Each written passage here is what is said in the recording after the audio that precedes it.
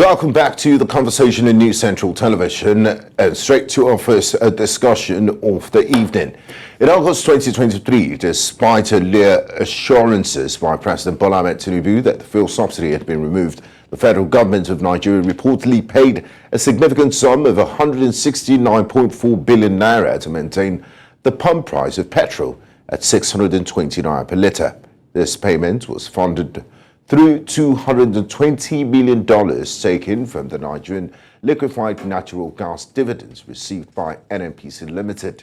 This revelation indicates a resurgence of the subsidy regime, with NNPC using NLNG funds to cover the cost. Under former President Muhammad Buhari, Nigeria had incurred massive expenses and petrol subsidies totaling 7.83 trillion naira. The situation was exacerbated by the rising cost of crude oil, which crossed $95 per barrel, coupled with the depreciation of the Nigerian Naira against the US dollar. Despite these economic challenges, the government maintained a fixed price of 617 naira per litre for premium motor spirit. This decision, alongside the declining value of the Naira, created difficulties for fuel marketers. Additionally, a $3 billion crude repayment loan from Afrexim Bank intended to stabilize the Naira has reportedly stalled, further complicating the subsidy issue. Now, joining me this evening for this important discussion is Alesta Wilcox,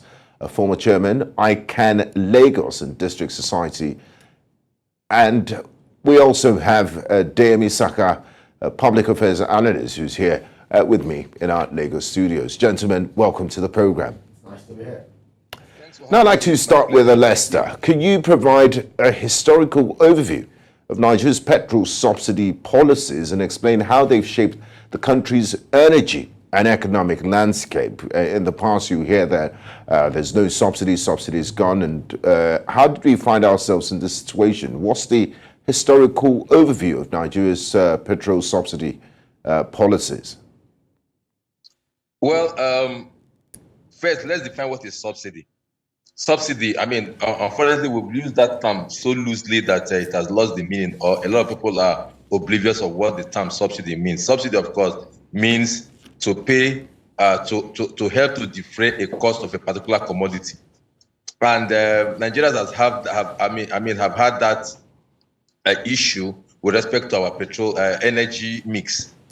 Previously, everything was subsidized: kerosene, diesel, aviation fuel. But at some point, this thing started to, the government began to withdraw from all the other ones except the petrol.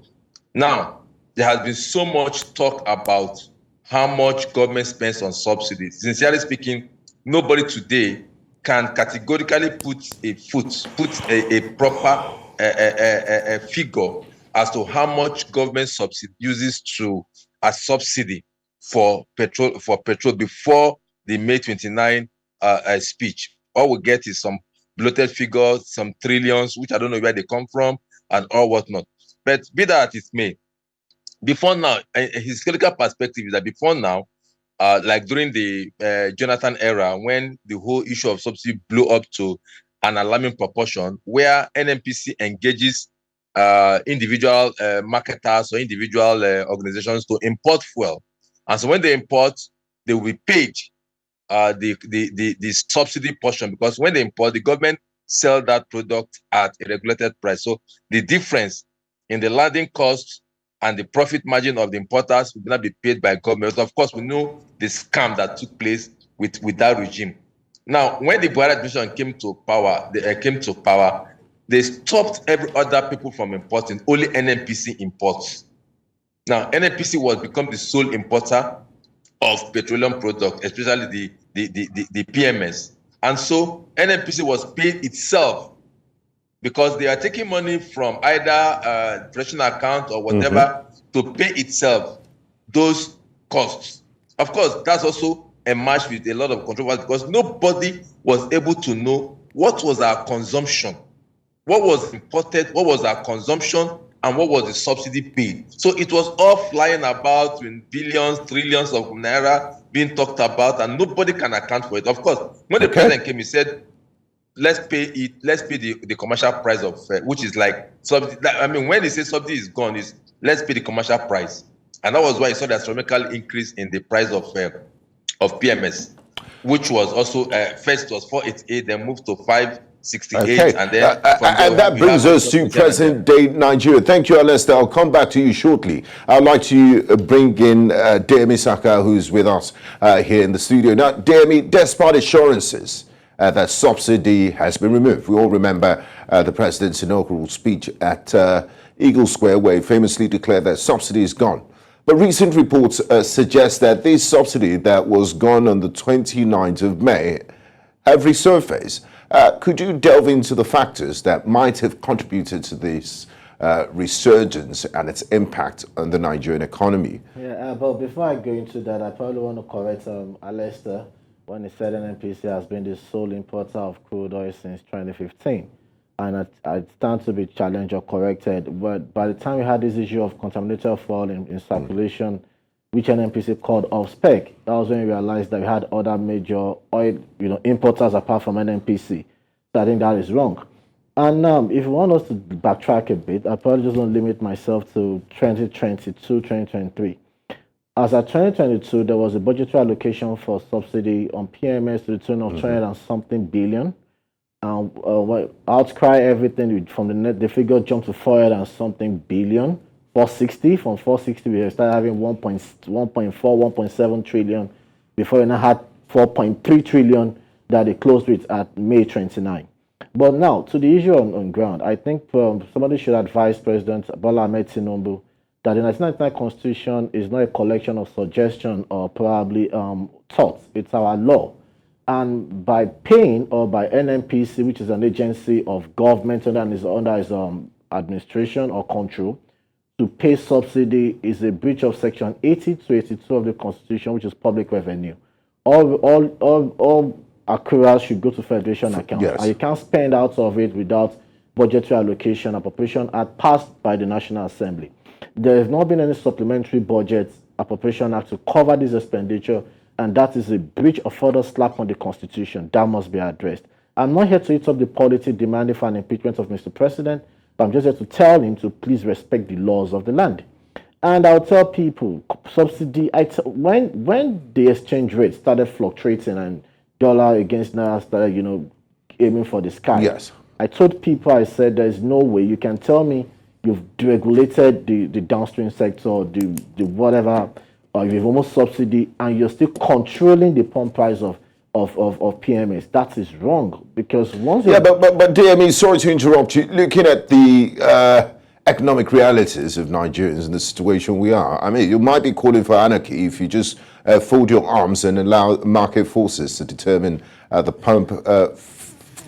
price of fuel at the international level. Don't you think the government has been responsible by, bringing a sort of subsidy to keep it at that rate, which Nigerians feel is astronomically high already? You see, if we don't tell ourselves the truth, we probably don't appreciate the situation or position we have and probably how to get out of it. There was no need, there was no hurry to just want to sound tough or talk tough. I tell people will tell you that, yes, even if you have refining capacity, it doesn't guarantee, it probably doesn't have any impact on the pricing of PMS at retail outlets. And I tell them no, because you can determine what you want to do with your product. You can allocate a certain percentage of your output for local consumption. Those are things you could do by having refining capacity. And if you have a refining capacity, it gives you a competitive and a comparative edge in the market. And the cost of shipping this fuel too, I mean. I know, we should be asking questions. I knew there was an agreement, the former administration, and the good thing about it is we can't say 16 years of PDP. It's just former 8 years of APC. There was an agreement with Niger Republic. I think we give them 30,000 barrels per day for crude oil. I think there was a swap deal with them. What amount of PMS do we get from that? We should start asking questions. The last time the GMD of NNPC, now NNP, whatever commercial entity it is now, was at the floor of the House of Representatives, and was telling the people, it was telling the committee and the legislators that they should take his words as authority. They were asking him, how much liters of PMS do we consume daily? And it's simple arithmetic. If I go to any fuel station today to fill up my tank, I probably might not do that the next 2-3 days. So you can't tell me that the figure we consume daily should be constant. These are things we probably should investigate. You can't just... Okay. And Nigeria should be yes. bearing the burden of selected few. What are the punitive measures in place? You've been saying that the subsidy regime is a fraud. Who has been arrested? Who has been prosecuted? But Nigerians are bearing the brunt. I mean, the government has all the machineries to do a thorough investigation and find out who these fraudulent people are, if you say the subsidy regime is a fraud. Thank you, Deyemi. Now, back to you, Alesta. The Nigerian Liquefied Natural Gas, NLNG company and NNPC seem to be involved in recent subsidy payments. Can you clarify the roles and why these dividends are being used to cover subsidies? Well, let me also thank Mr. Deyemi for his correction, but I also want to maintain the fact that up till now, I'm not aware of any contract NNPC had with anybody to import fuel since the burden was passed on them. All are in the realm of speculations and speculation. And that is why I'm worried that mostly what happens in the oil sector is so shrouded in secrecy that gossip and speculations take the upper stage. I'm not a total absorbing NNPC that they've not subletted, but what we have on the surface is the fact that NNPC is the sole importer of petroleum. And then I keep asking the question, when you say government paid subsidy, to who? Now, I remember when there was, when it was a free for all importation, everybody was importing. Yes, we know there are names that were called, this one collected this. Now, but when NNPC became the sole importer, so to who was this subsidy paid for? Now, when I read this news, I mean, from a very reliable newspaper, all that was going on was on speculation. There was no concrete, I didn't see anything concrete in that news to say this money was paid to who. Now, if NNPC is still importer of the product, was NNPC paid by the government or paid by who? Now, these are things that we must put in perspective, and that is what journalists must help us to understand. Now, me and the financial sector, me and the finance person, I begin to crack my head as to understand some of the secrecy that is embedded in all these things. Now, who was it paid to? Who? Was it NNPC keeping the money to use to defray the cost? Because certainly, like Deyemi said, by the time the subsidy regime was abrogated, was abolished by the president, of course, other factors came up. And discovered that either the price of crude continued to go up, and NNPC still remains the sole importer. I am not aware, except Mr. Deyemi will tell me, I'm not aware that the importation of PMS has been liberalized. Now, let's talk about the involvement of NLNG and NNPC. No, NLNG has no involvement. NLNG has no involvement in payment of subsidy. NLNG is a company that Nigeria has shares through NNPC, and every year NLNG pays dividends to the government through NNPC. Now, if NNPC kept the money, just like Mr. Deyemi said, it's an aberration. If NNPC kept the dividends, so NLNG is not involved in the payment of subsidy. NLNG will normally has only paid dividends. But the reports say they use the dividends to pay for that's NNPC. Yes. That's NNPC, not NLNG. There are two different organizations now.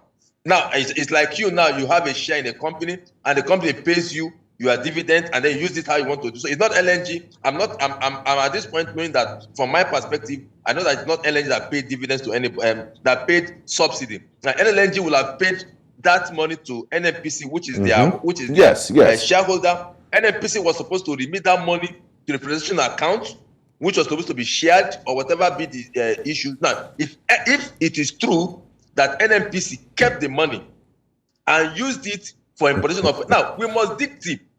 I don't like this sensational reporting, because when I read that story, it didn't click. It didn't make any serious meaning to me as to the viability or the authentication of that story. It was only said that NNPC used the money to pay. Pay to who?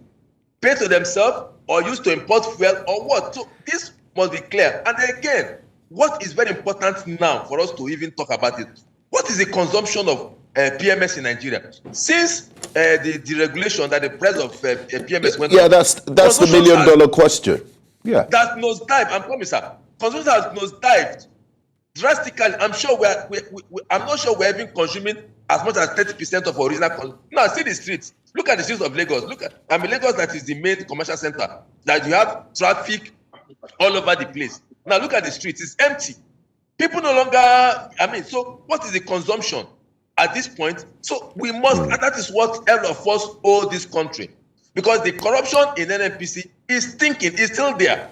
And so any chance, because they say all habit die hard, any chance that they have in perpetrating whatever fraud they've been perpetrating through fuel subsidy, they will still do it. Okay, right now, thank you, Alesta. Let me bring in Deyemi back into the conversation because we're fast run out of time in this segment. Deyemi, looking at everything we've discussed and the historical perspective of this fuel subsidy regime seems to be shrouded under one sort of mystery or the other. When you uncover something, there's other loopholes there. We still don't know how much PMS we're consuming on a daily basis. Now, with depreciating Naira and rising global crude prices, Brent crude oil, so the last time I checked, it was selling for $95 a barrel.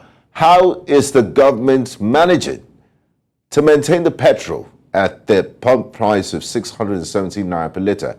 And what are the potential consequences for the economy and the country at large? It's just simple, I'll tell you. There's been subsidy. Subsidy was just removed rhetorically, but practically there's the subsidy.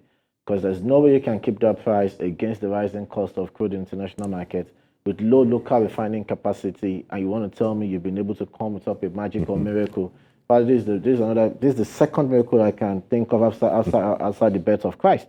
So I am not buying it. The subsidy has been in place, and we should tell this administration that till we speak, there's no provision for that in any appropriation as either of 2023 or supplementary appropriation, which doesn't exist. And I still want to tell Alesta to still calm down. That's not mere speculation. When we had the issue of contaminated fuel, which was called off spec, which we even paid subsidy for, there was NNPC came out and started revealing other importers of crude oil. Subsidiary Duke Oil was one, and some other private companies, which I would not want to give free adverts here. So it's not speculation, it's on record there. And I will say this, we cannot keep pushing the responsibility of the government to Nigerians. The federal government has the instruments of governance, government, and law to prosecute, to find out and snoop these people out. You don't want to. It's not the job of a journalist or a public affairs analyst to look at the rot in NNPC or expose it. It's the duty of the government. That's the responsibility they owe us as a nation to tell us these faceless genies or ghosts or aliens that have been profiting from subsidy payments over the years. And once something happened, I remember during the days of Ibe Kachuku as the Minister of State of NNPC, when subsidy was removed in 2016. The argument was, yes, there was not going to be subsidy, price market, but everything will regulate and it still come down. But fraudulently, and that's I chose that word deliberately, there was a payment. A payment was introduced into the whole system. It was called under recovery. If you look at it, it was just said that Nigeria was paying 774 million naira under recovery daily instead of subsidy. That's just a simple arithmetic. 1 million times 774 local governments in Nigeria. Don't pee on my face and tell me it's raining. That happened throughout before they now agreed that there was subsidy in place. So when will these governments come out to tell Nigerians, yes, we're paying subsidy, but we've been able to do something differently, that we're paying lesser than what it should be, then Nigerians will clap for you and celebrate you. Thanks, David. Now, quickly, Alesta. Experts have emphasized the need for functional refineries. It can be overflowed and stable FX rates before subsidy removal. I guess we've crossed the Rubicon at this point. Could you elaborate on why these elements are crucial why these elements are crucial to the equation? Well, quickly, if my brother is saying that it's not the duty of Nigerians to press to identify the rods, then it's not their duty to report what you have not verified. But that's just on one side. I think it's everybody's duty, and for you to prove, not to carry sensational information, to sensational news item, and then elicit people's high blood pressure, and then without any substance under. But sincerely speaking, look, if we don't have refining capacity, we will have this problem. It's obvious. And then when we're talking about tumbling Naira, the importation of PMS is done by NNPC and is on official rates. Well, a diesel that has been regulated, aviation fuel can be on the black market rate, but I think a PMS is on the official rate. Maybe what's affecting PMS more now is the global price. And I think that's why I said we all need to work. There's no point in being showmanship of blaming government or trying to be politically correct. Look, government is supposed to be spending some. There's a swap deal, which I know. I think this government cancelled it and said it should be on cash basis. If we do not have a refined capacity, we have a swap deal. What's happened to that swap deal? Will that swap deal also be subjected to the market forces of Naira price and the price of international oil price? It's a swap deal. So we must get to the root, and it's everybody's business, not just government. If the people in NNPC is putting the wool on our eyes, then the people that are reporting the news, let all of us work together to understand what is going on, because I don't understand. First and foremost, I've just studied. Consumption has dropped drastically. So if we do not have a stable exchange rate, of course it will affect it. If we do not have a refining capacity, it will affect it. If the price continues to skyrocket international, thank you, Alesta. We have to go at this point, but I would like Deyemi to have the final say on this, the final question. Deyemi, please, if you can, in less than a minute, because my producers put pressure on me.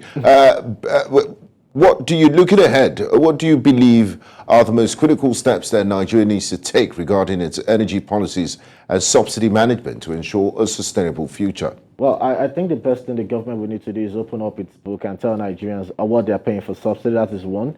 Two, we just need to come up with this arrangement. We have a lot of modular refineries, that can serve small markets and what have you.